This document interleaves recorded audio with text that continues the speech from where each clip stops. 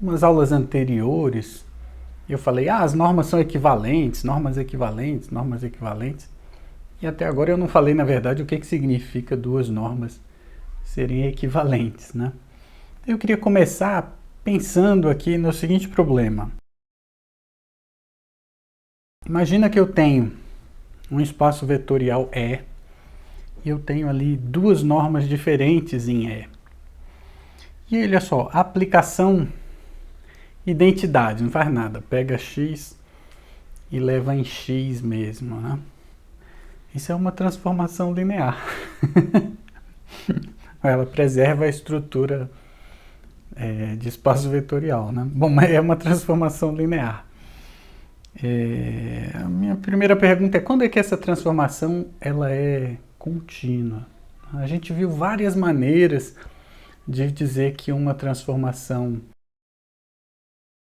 linear entre espaços normados é contínua, né? A primeira era a definição de continuidade com convergência de sequências, né? Era assim: se xn converge para A nessa norma 1 aqui, então a imagem, que é a própria xn, tem que convergir para A do lado de lá, só que isso é na norma 2, né? Isso implica que xn converge para A na norma 2. Assim a gente falaria se fosse usar sequências, né? Então convergência aqui implica em convergência do lado de lá, né? Uma outra maneira era usando aquela coisa de vizinhanças, né? A imagem inversa das vizinhanças, continuidade só no zero, a gente poderia falar só de continuidade no zero, né? Porque é uma transformação linear. Mas então a imagem inversa de uma vizinhança do zero tem que ser uma vizinhança do zero. Isso é a mesma coisa que dizer que as vizinhanças do zero, as vizinhanças do zero nessa norma 2, o que é a imagem inversa deles? Olha, a identidade é a imagem inversa de um conjunto, é o próprio conjunto, né? Mas tem que estar contido nas vizinhanças do zero nessa norma 1. Né? Esse é um jeito de falar de continuidade com vizinhanças, né? Na verdade, a gente podia transladar também, né? Se a gente somar um vetor aqui nessas vizinhanças, a gente vai ter as vizinhanças centradas nesse vetor e esse aqui também. Então, isso vale para as vizinhanças de qualquer ponto, podia ser do A mesmo, né? Continuidade no ponto A, certo? Continuidade no zero, continuidade em qualquer ponto. Então, para qualquer ponto, isso aqui ia valer, né? Mas basta valer no zero, né? E a gente viu que uma outra maneira de dizer isso, de dizer que a função era contínua, é que existia aquela cota superior, né? Aquele m, que era assim, era uma coisa assim, existe um m real, né? Tal que a norma de t de v é menor ou igual que m vezes a norma de v. Só que agora o t é a identidade, né? Então, escrevendo melhor isso, mais bonitinho, vou escrever de outra cor para não misturar com aqueles ali, é assim, existe uma cota aí, né? Tal que a norma de t de v, então eu estou falando da norma aqui, né? A norma de qualquer coisa em 2 é menor ou igual que a norma de m vezes essa coisa na norma 1, certo? A gente vai botar o mesmo vetor aqui e lá. A gente poderia ter colocado o vetor v, dito assim, para todo v, né? Para todo vetor v nesse espaço E, vale isso aqui. O que eu queria era olhar para essa condição aqui, olha só. Essa condição e essa aqui em cima é a mesma coisa. Isso a gente já viu, porque é a continuidade da identidade, né? Mas aqui está representado de um jeito muito mais forte, né? Você vê claramente que uma sequência xn aqui, se ela converge para zero, então aqui também converge, né? Então, se você pegar xn convergindo aqui, aqui também vai converger. É isso que está escrito aqui em cima, né? Se convergir na norma 1, vai convergir na norma 2. Só que está escrito de um jeito muito forte, porque tem um M aí que é uniforme, né? Em volta de qualquer ponto você pode pegar essa convergência aí, vai ter esse mesmo M aí. Ele é um cara bem forte. E aí, então, nesse caso aqui, a gente diz que essa norma 1 ela é mais forte que a norma 2, por causa dessa desigualdade aí. Certo? Então, a norma 1 é mais forte do que a norma 2. E aí, quando a norma 1 for mais forte que a norma 2 e a norma 2 for mais forte que a norma 1, como assim, né? Pode ser mais forte. Quando eu digo mais forte, é de mais forte ou tão forte quanto. A ideia é essa. É como estar contido, né? Quando A está contido em B e B está contido em A, então A e B são iguais, né? A gente fala está contido para estar contido, não precisa ser propriamente, pode ser igual, né? Quando eu digo mais forte, é mais forte nesse sentido de que pode ser tão forte quanto, né? Então, o fato desse implicar nesse não significa que o contrário também não valha, né? E a gente vai dizer então que duas normas são equivalentes quando vale a volta. Quando essa identidade ela é um homeomorfismo, quer dizer, ela é contínua e a inversa dela também é contínua, vale a volta. Vale a volta. Como é que é a volta disso aqui? Vai existir uma outra constante, né? Deixa eu apagar isso tudo aqui e escrever isso melhor. A gente vai dizer que duas normas em um mesmo espaço vetorial são equivalentes quando qualquer uma dessas condições, que são todas equivalentes, for satisfeita, né? Então, a identidade é um homeomorfismo, ou seja, é uma aplicação contínua com inversa contínua, né? Convergir numa norma é a mesma coisa que convergir na outra norma, né? As vizinhanças da origem são iguais, né? Então, assim, apesar das bolas não serem as mesmas, se você tiver uma bola em uma, vai ter uma bola da outra que é menor. Desenhando é mais ou menos assim. Imagina que em uma norma você tem uma bola assim, então significa que vai ter uma bola na outra norma lá dentro, né? E dentro dessa vai ter uma bola nessa norma anterior. Então, apesar das bolas não serem iguais, toda bola em uma norma vai conter uma bola na outra norma e vice-versa, desse jeito aqui, né? Isso é a mesma coisa que dizer que as vizinhanças são as mesmas, né? Qualquer conjunto que contiver a bola de uma norma vai conter uma bola da outra norma. Certo? Isso aqui vale também para qualquer outro ponto. As vizinhanças de qualquer outro ponto são idênticos. Em particular, os abertos são os mesmos, né? As sequências convergentes são as mesmas. Se convergir numa sequência, vai convergir na outra e vice-versa, né? Tudo isso é equivalente. E o jeito mais, assim, forte, na minha opinião, assim, que você consegue concluir mais coisas com facilidade, é esse jeito aqui, né? Dizer que para essa norma 1 vai existir uma emissão, para essas normas 1 e 2, né? Vai existir uma emissão que satisfaz isso. Vai existir um nzão que satisfaz isso, né? Um número real que satisfaz essa desigualdade aí, né? Claro que esse número real nunca vai ser negativo, porque isso aqui tem que ser maior ou igual a zero, né? A norma não dá um número negativo. Esse emissão, ele nunca vai ser zero, né? Porque senão isso ia significar que essa norma aqui ia dar zero sempre, mas uma norma não pode dar zero sempre, né? Então,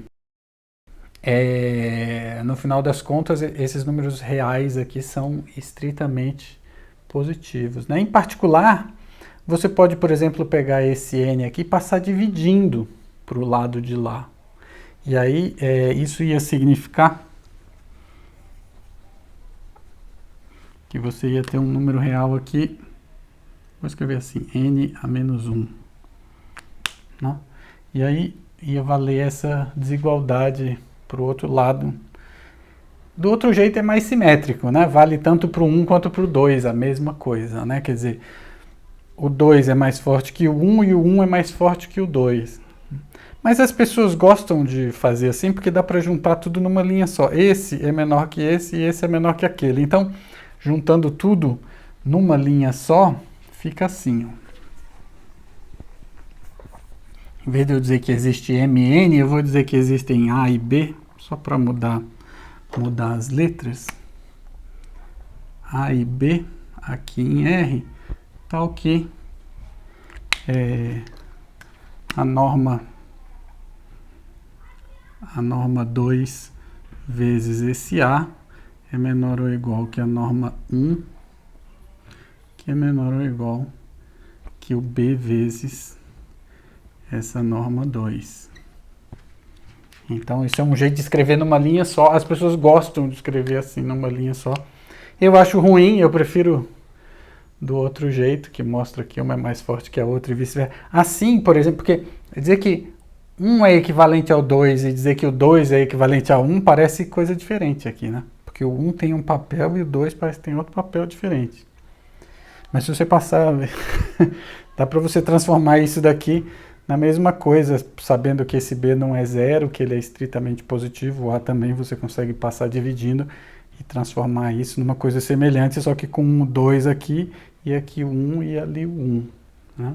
Eu não gosto muito não, mas normalmente é definido assim. Duas normas são equivalentes quando você tem esses dois números que satisfazem isso daqui. Certo? Bom, isso por enquanto é praticamente só a definição. É mais do que uma definição, porque eu estou te mostrando várias maneiras aí de olhar para a mesma coisa, né? Então, para saber se duas normas são equivalentes, basta você mostrar isso, ou basta você mostrar aquilo, né? Tanto faz. Certo? Bom, o nosso objetivo, falando aqui de equivalência de normas, é mostrar que em Rn ou em RP, eu acho que eu prefiro P, porque N é ruim de falar. Então em RP, e vai ter um monte de sequência XN também, então eu acho que eu vou tentar adotar o RP e RQ. Então o nosso objetivo é mostrar que em RP todas as normas são equivalentes, certo? A gente vai usar compacidade, que a gente viu agora há pouco, né? Mas um lema, essa norma aí ó, do máximo, ela é mais forte que qualquer outra norma em Rn. Isso também, na verdade, é bem fácil de mostrar. Olha só, se você for calcular a norma de um vetor A qualquer ali de RP, essa norma aqui, né? Esse vetor A, ele pode ser escrito assim, como sendo uma coordenada 1 vezes o vetor E1 mais mais até a pésima coordenada dele vezes o vetor EP. Né? E os espaços normados, eles têm a desigualdade triangular. Né? Então, isso daqui é menor ou igual que... vou botar assim. A1 é 1 mais mais AP é P. Né? E vale também aquela coisa de botar para fora esse número aí que está multiplicando.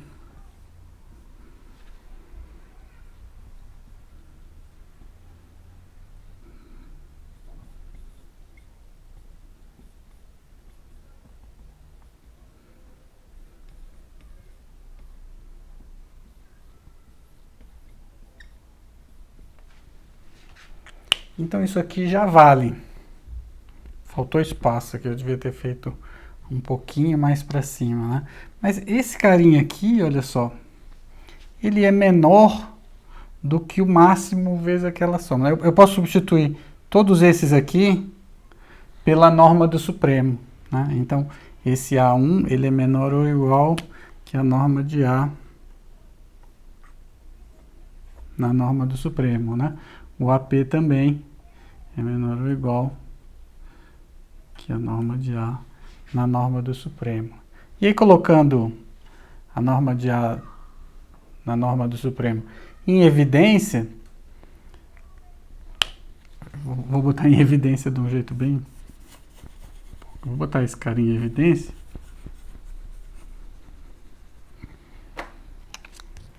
Vai ficar assim, né? Mais é P.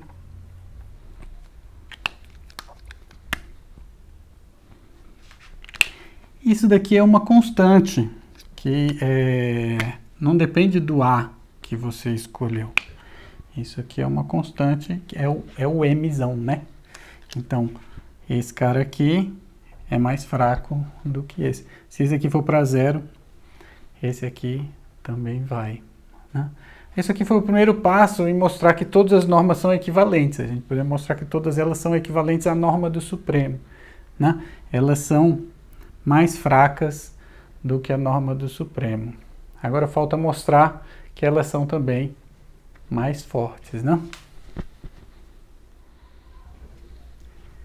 Teorema: em RP, todas as normas são equivalentes. Na verdade, mostrar isso é a mesma coisa que mostrar que todas elas são equivalentes à norma do Supremo, à norma do máximo. Porque equivalência de normas é uma relação transitiva. Se uma norma é equivalente a outra e essa outra é equivalente a uma terceira, então a primeira é equivalente à terceira, né? Claro, se você tiver uma norma mais fraca do que uma outra norma que é mais fraca que uma terceira norma, então essa daqui é mais fraca que aquela terceira norma e vice-versa, né? É muito mais fácil fazer do que aquela coisa numa linha só. Então aqui você vê que equivalência de normas é transitivo. Se uma for equivalente à outra e a outra for equivalente a uma terceira, então ela é equivalente, né? A primeira é equivalente à terceira. Certo? Então, no fundo, a gente só precisa mostrar que todas são equivalentes à norma do Supremo. E a gente já mostrou que qualquer norma ela é mais fraca do que a norma do Supremo, porque aqui a gente pode botar o somatório do ZJ, né? Com J variando de 1 até P. Esse cara aqui é o nosso M. Então todas as normas são mais fracas do que a norma do Supremo, né? Vou apagar isso aqui para a gente fazer a demonstração da volta. O que falta a gente mostrar é o seguinte: se xn convergir para zero nessa norma original, aí nessa norma que a gente quer mostrar que é equivalente à norma do Supremo, então xn vai convergir para zero na norma do Supremo, né? A gente já sabe que a norma do Supremo é mais forte, então a volta vale. Se convergir nessa, vai convergir aqui. O que a gente quer mostrar é que se convergir aqui, vai convergir lá também, né? Então, como é que eu vou mostrar isso? Eu vou usar uma contradição. Eu vou assumir que isso não vale. O que significa isso não valer?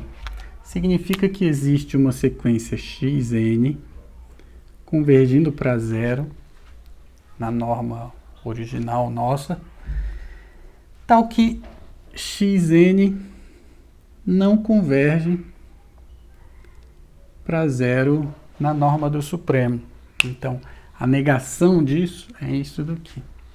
Certo? Agora, se essa sequência existir, olha só, eu tenho aqui o ponto zero, xn não converge para zero na norma do Supremo, significa que existe uma bola na norma do Supremo, tal que essa sequência xn nunca entra nessa bola e não sai mais. A partir do momento ela entra e não sai mais para todos os épsilons, então converge, né?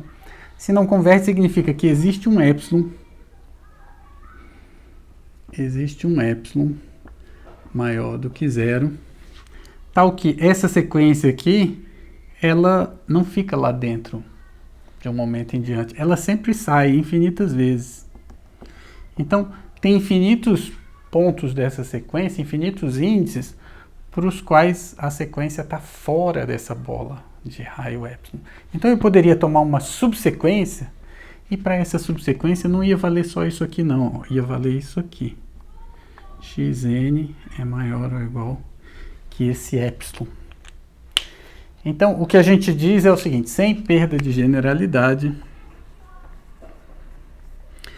você pode assumir, sem perda de generalidade, podemos assumir não só que xn não converge para zero na norma do Supremo, mas que a norma de xn na norma do Supremo é sempre maior do que esse epsilon aí. Nunca é menor do que epsilon. Eu vou apagar esse negócio aqui. É isso que é o sem perda de generalidade, né? Eu queria aproveitar esse momento para dizer para vocês, tomem cuidado com esse negócio de sem perda de generalidade. Você tem que entender bem o que a pessoa quer dizer quando ela diz, sem perda de generalidade, podemos assumir que isso aqui é sempre maior do que epsilon para algum epsilon, né? Essa condição é mais restritiva do que isso que está aqui em cima. Então, a princípio parece que eu perdi em generalidade, eu não estou mostrando tudo, eu só estou mostrando para esse caso específico em que xn não apenas não converge, mas ele está sempre longe, né? O que acontece é que, se a gente demonstrar para esse caso mais restritivo, vai valer para o caso geral, porque nesse caso aqui, se existir uma sequência satisfazendo isso, eu vou conseguir uma subsequência que satisfaz isso, isso e mais isso, né? E se eu mostrar que isso não existe, esse outro lá também não vai existir, porque se ele existisse eu ia conseguir construir um desse daqui, né? Você precisa entender bem essa coisa do sem perda de generalidade. A princípio o que a gente sabia é que existia uma sequência que satisfazia isso aqui, né? E eu vou mostrar que se a sequência satisfizer todas essas três coisas aqui, a gente vai chegar numa contradição. Então, parece que eu não estou demonstrando tudo, porque eu estou assumindo um pouco mais. Parece que eu perdi em generalidade. Por que eu não perdi em generalidade? Porque se esse caso mais restritivo não puder acontecer, esse outro caso que parecia ser mais geral também não vai poder acontecer, porque se acontecesse aqui, eu ia conseguir construir um desse tipo mais restrito, que também ia dar o mesmo problema, certo? Então, parece que você está perdendo em generalidade, porque você está assumindo mais coisas, mas você não está perdendo em generalidade, porque se você demonstrar para esse caso que parece mais específico, a coisa vai valer para o caso mais geral, sem assumir isso daqui. Isso é sem perda de generalidade, certo? Então, tem que entender bem o significado disso, porque às vezes a gente lê meio de qualquer jeito, ou demonstra meio de qualquer jeito, e não tá certo, né? A gente acabou demonstrando uma coisa para um caso mais restrito, né? Menos geral. Aí, quando a gente diz sem perda de generalidade, basta eu mostrar, assumindo isso daqui, que também vai valer para o outro caso mais geral. Certo? De qualquer forma, na verdade, eu não quero usar essa sequência xn aí, não. Eu quero usar essa sequência aqui, yn, que é esse xn dividido pela norma de xn, só que a norma do Supremo, né? Por que eu estou construindo esse carinha aqui? Bom, primeiro, na norma do Supremo, esse yn aqui tem norma 1. Então, esse yn, ele está naquela bola de raio 1, centrada no zero, fechado. Só que é a bola da norma do Supremo. Eu vou botar um infinito aqui para lembrar a gente disso, porque fica meio complicado. A gente tem duas normas, né? Eu falei da bola, é a bola em qual norma, né? Na norma do Supremo, esse cara está aqui dentro, porque a norma dele é 1, então ele está lá dentro, né? E a gente sabe que esse conjunto é compacto, lembra? A gente mostrou que na norma do Supremo, esse conjunto aí é compacto, então toda sequência, isso aqui é uma sequência lá dentro, vai ter subsequência convergente, certo? E eu fiz isso de uma maneira, deixa eu melhorar aqui, botar esse yn um pouquinho mais forte. Eu fiz de uma maneira que a norma desse cara aqui, não a norma do Supremo não, se você calcular a norma dele, o que acontece? Esse carinha aqui é sempre maior ou igual que epsilon, então quando você divide, isso aqui é sempre menor ou igual que a norma de xn sobre epsilon, né? E por hipótese esse xn vai para zero, então isso aqui vai para zero. Ou seja, partindo desse princípio, partindo dessa hipótese aqui, a gente conseguiu construir uma subsequência que, além de tudo, valia isso aqui. E agora a gente conseguiu construir uma outra sequência yn que vale isso aqui, olha só. Yn vai para zero aqui. Yn não vai para zero na norma do supremo. Por que não? Porque a norma do yn é sempre 1 na norma do supremo, né? Então, não vai para zero, continua valendo isso daqui, e vale um pouco mais, yn está toda contida aqui, né? A gente fez de um jeito que o yn está longe do zero, porque ele tem norma 1, mas não está tão longe, ele não foge aí para infinito, né? Então a gente poderia dizer assim, sem perda de generalidade, eu posso assumir que xn vai para zero, esse aqui não vai para zero, e ele está todo contido na bola. Eu vou reescrever isso aqui, mas sem reescrever muito. O que a gente tem até agora, o que a gente conseguiu construir, partindo só dessa hipótese aqui, é uma sequência yn que converge para zero na norma original, yn não converge para zero na norma do supremo, mas o yn ele está todo contido aqui na bola de raio 1 centrada no zero, no fecho, né? Essa é a bola na norma do supremo. E a gente sabe que esse cara aqui é compacto. Então eu consigo uma subsequência que converge. Então olha só, na verdade o que a gente tem, continuando um pouco mais, vou escrever em vermelho aqui para não misturar muito. A gente tem isso aqui, uma sequência yn que converge para zero na norma original. Yn, se eu tomasse uma subsequência, eu vou tomar uma subsequência,ynk converge para alguém, porque a bola é compacta. E esse alguém não é o zero. Certo? Foi isso que a gente conseguiu construir, fazendo essa coisa toda e usando, no final das contas, a compacidade desse cara aqui. Ele não converge para zero, mas ele converge para alguém. Ok? Isso daqui é uma contradição. Por quê? Porque como a gente sabe... Opa, perdão. Converge para alguém que não é zero na norma do supremo, né? Esse cara aqui é compacto na norma do supremo. Então, tem uma subsequência que converge na norma do supremo. Mas a gente sabe que a volta aqui vale, né? Então, seynk converge para A na norma do supremo, entãoynk tinha que convergir para A na outra norma, né?Ynk menos A na norma do supremo converge para zero. Mas a norma do supremo é mais forte, entãoynk menos A. Então esse aqui vai para zero, esse aqui também vai para zero. Entãoynk converge para A. Mas não pode, porque A é diferente de zero eynk já converge para zero. Certo? Os limites são únicos nos espaços métricos. Então isso daqui é uma contradição. Difícil, né? Pensando bem agora, eu acho que você precisa você mesmo pegar e fazer, certo? A gente precisa, é bastante importante esse fato aqui, ó.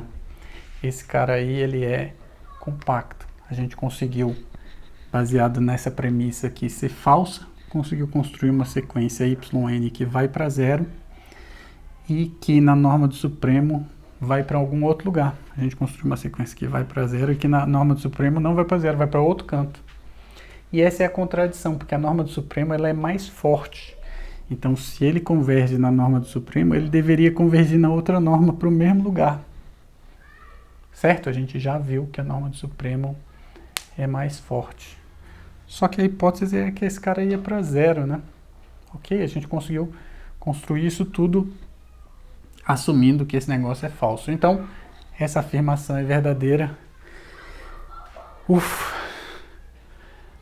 Essas duas normas são equivalentes. Então, todas as normas em Rn, são equivalentes.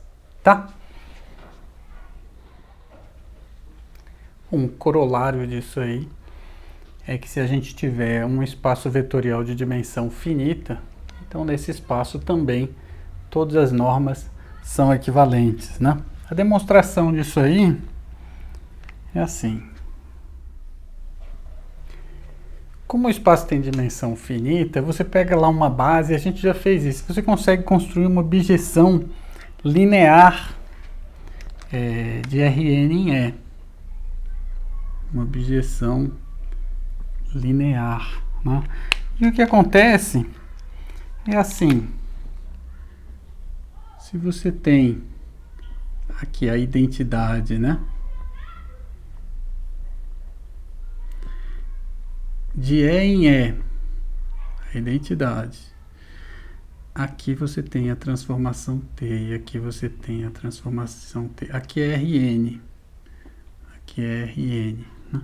Se você tem duas normas em E, você consegue transportar elas para Rn. E aqui você vê que elas são equivalentes, né? Então, essas duas normas aqui, elas são levadas para duas normas lá em cima, que são equivalentes. E aí você usa essas mesmas equivalências para trazer de volta aqui para baixo, né? O que eu estou dizendo é assim. Por exemplo, você tem essas duas normas aqui, norma 1 e norma 2, lá em E, né? Então você consegue definir em Rn, eu vou dizer assim, uma norma A de x vai ser assim, a norma 1 de T de x, né? Eu estou transportando a norma daqui para cá usando a aplicação T. Norma 1, parece um 2, né?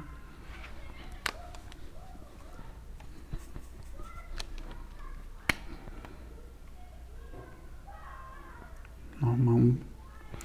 E aí, a mesma coisa, você consegue definir uma norma B em Rn também, que é a norma 2 do T de x. Como todas as normas são equivalentes, então vai existir um m, aquela coisa lá, aquelas constantes, né? Vou fazer só de um lado. Então, deixa eu apagar isso aqui em cima. Puxa, desculpa, ficou um pouco bagunçado. A explicação é porque é mais fácil entender do que escrever isso daqui. Mas olha só, o que a gente sabe é que essas normas são equivalentes. Então, por exemplo, existe uma constante m que satisfaz isso daqui para todo x, né? Só que como isso é uma bijeção linear, então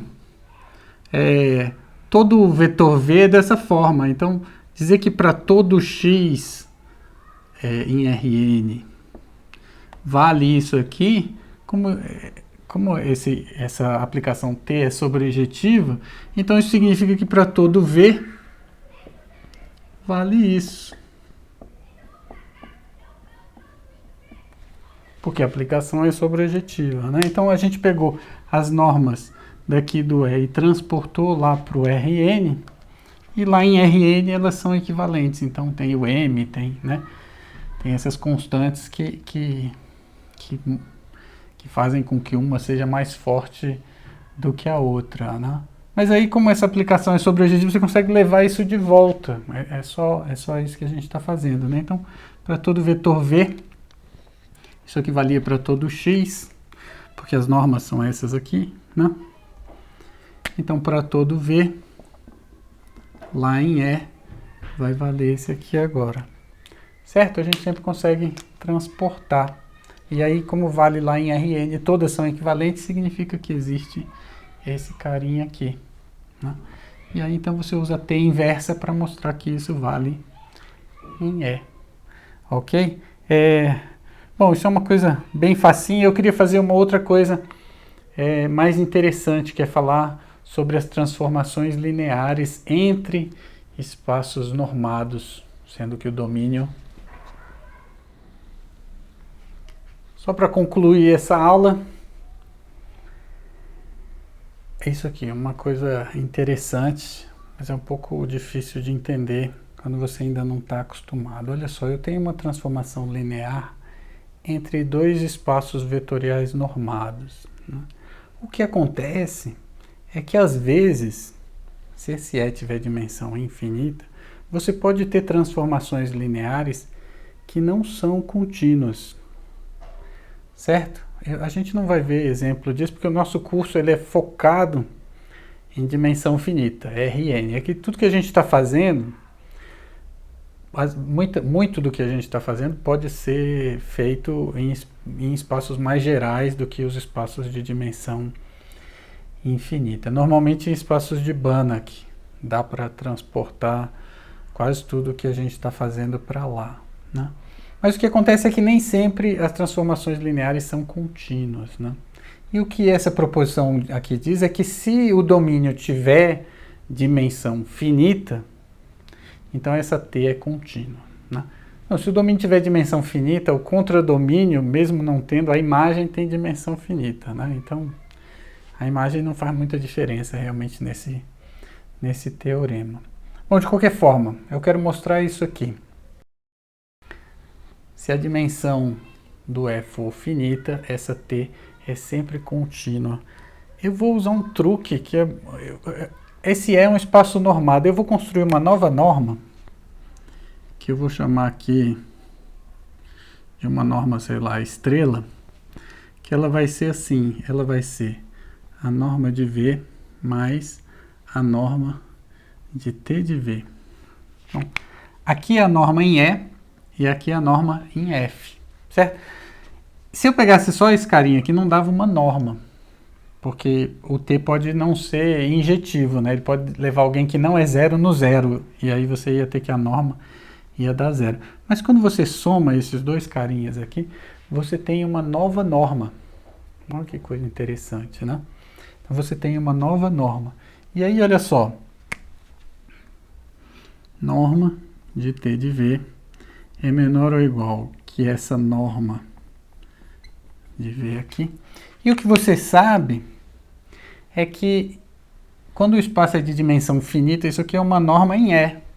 Como E é de dimensão finita, então todas as normas são equivalentes. Então vai existir um M, tal que isso aqui é menor ou igual, vou escrever vai existir assim, existe um M, tal que isso aqui é menor ou igual que M vezes a norma.